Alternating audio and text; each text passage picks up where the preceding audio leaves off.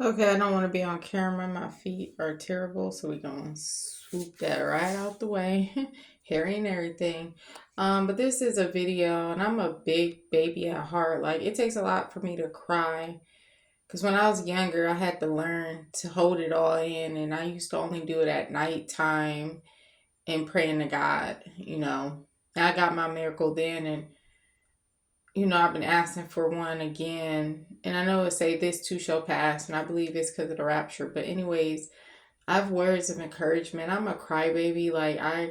It's hard to pray for me because, like I'm a big prayer, but I'll get very emotional, and I hate crying. I don't know how I'm even able to cry still ever since 6 years old.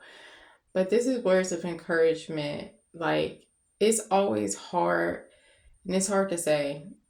I know how I've made it this far because it's like impossible, and it's unimaginable, and it's hard to believe.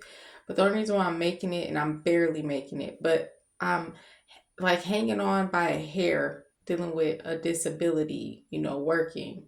This the fifth job. Um, About to change it up because the places that work with my disability aren't hiring. Obviously, the holidays, okay. Um, until like the spring where most people go ahead and quit and it be low staff again and stuff. But anyways, I'm holding my bladder for just a little longer. Because I'm wrapping it up. Like, no matter how much I know how I'm making it, and it's by a thin hair.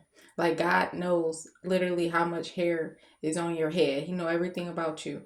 No matter how much I know this, he also knows, and I know myself, it's so hard to believe I made it this far instead of turning myself into a mental institution because of my disability. It's nothing about my mental is bad. It's because of my disability and being discriminated against and all the things I have to sacrifice to work instead of just giving up, not working, being a panhandling or just, etc., giving up in life. Like for example, I cause interstitial cystitis because when I drink water, it goes right back out of me with overactive bladder. Messing my bladder up trying to fix it with bladder pills and bladder Botox, 7 side effects. Can't even empty my bladder. Being discriminated, numerous things.